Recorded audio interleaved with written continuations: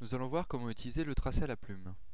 Le tracé à la plume est un outil commun à différents logiciels de PAO comme Photoshop, Illustrator, InDesign, Express, CorelDRAW, voire d'autres logiciels. Il permet de dessiner n'importe quelle forme à l'aide de courbes.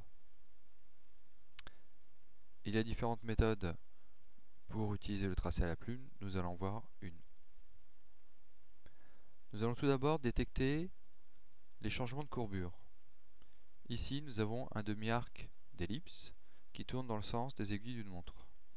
Ici, nous avons un autre demi-arc qui tourne dans le sens inverse des aiguilles d'une montre. Donc, nous allons placer un point à peu près au niveau du changement de la courbure.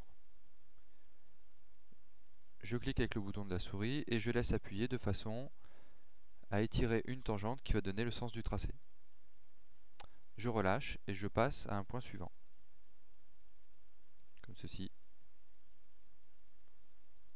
Là, ici. Donc pour l'instant, je pose mes points, je crée mes tangentes. Ici, j'ai une petite cassure. Là, je suis toujours dans une même courbure, je vais pouvoir placer un point ici.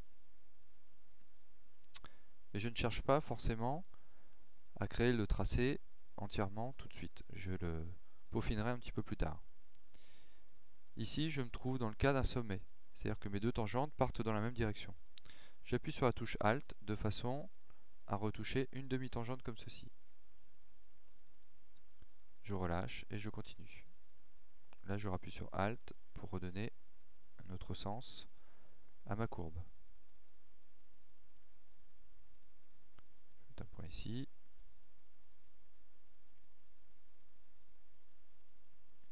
Voilà, là j'ai une courbure, je vais essayer de placer un point ici. Le but est d'essayer de placer le moins de points possible de façon à faire des courbes fluides.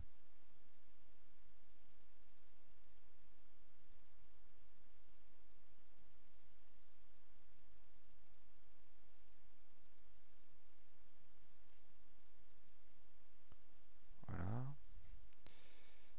Donc, je vais avancer un petit peu plus vite. Voilà. Ici, je vais mettre un point là. Et je vais reboucler mon tracé ici.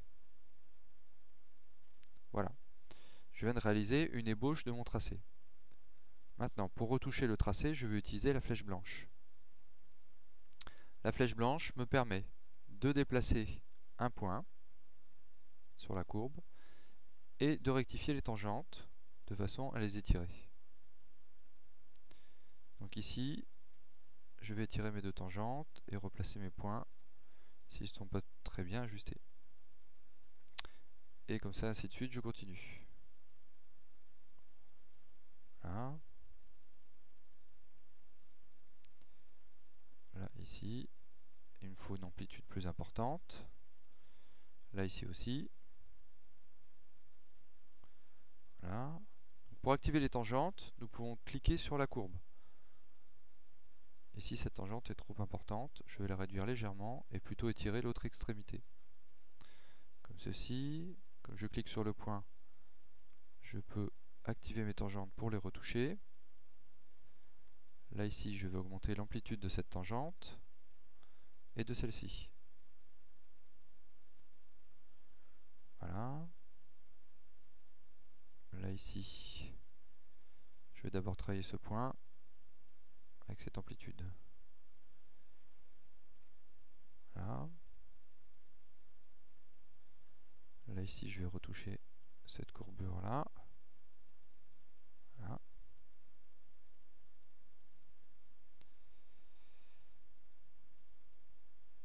Ici, ma tangente dépasse, disons, la moitié de la que représente la distance entre les deux points. Donc cette tangente a une amplitude trop importante. Je vais la réduire comme ceci.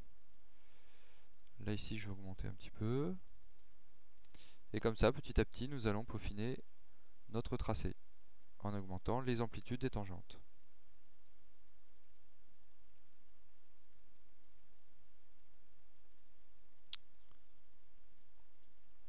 Là, ici, et ici, je vais finir par ce point.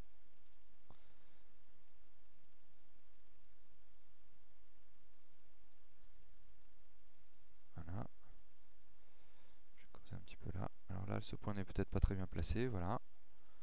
Il faut ajuster comme ça le tracé. Si toutefois vous oubliez de placer un point sur la courbe, vous pouvez utiliser la plume plus de façon à rajouter un point.